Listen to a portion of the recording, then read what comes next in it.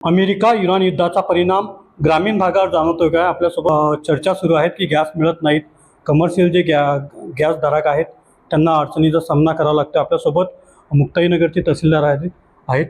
काय सांगा गॅस संदर्भात? पश्चिम आशियामध्ये जे युद्धजन्य परिस्थिती गेल्या 8 ते 10 दिवसापासून निर्माण झाली आहे, त्यामुळे जागतिक स्तरावर इंधन पुरवठ्यावर परिणाम होऊ शकतो.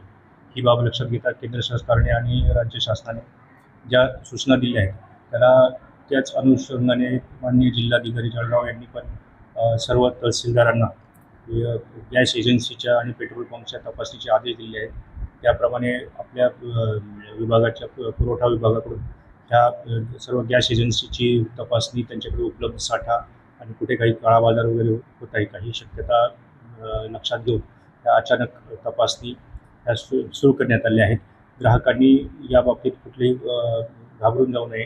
त्यांच्या काही समस्या असतील, बुकिंग संदर्भात असतील, उपलब्धतेबाबत असतील, तर त्यांनी त्वरित आमच्याशी संपर्क करावा आणि कुठल्याही अफवांना बळी पडू नये आणि अफवांवर विश्वास ठेवू नये हे मी या निमित्ताने आपल्याला सांगू इच्छितो. या संदर्भात बाजार होत असेल तर नक्कीच आपण जीवनावश्यक वस्तू अधिनियमच्या तरतुदींप्रमाणे संबंधित व्यक्तींवर कारवाई केली जाईल. यासाठी आम्ही पण त्याची खबरदारी घेत आहोत. असे प्रकार होऊ नये म्हणून आमच्या तपासण्या सुरू करण्यात आल्या आहेत. युद्धजन्य परिस्थिती सुरू आहे आणि अशातच गॅसचा जर काळा बाजार होत असेल यावर त्वरित कारवाई केली जाईल असा इशारा थेट मुक्ताईनगरचे तहसीलदार यांनी दिला आहे. कॅमेरा पर्सन मंगेश ढोलेसह रवी गोरे, TV9 मराठी, मुक्ताईनगर, जळगाव.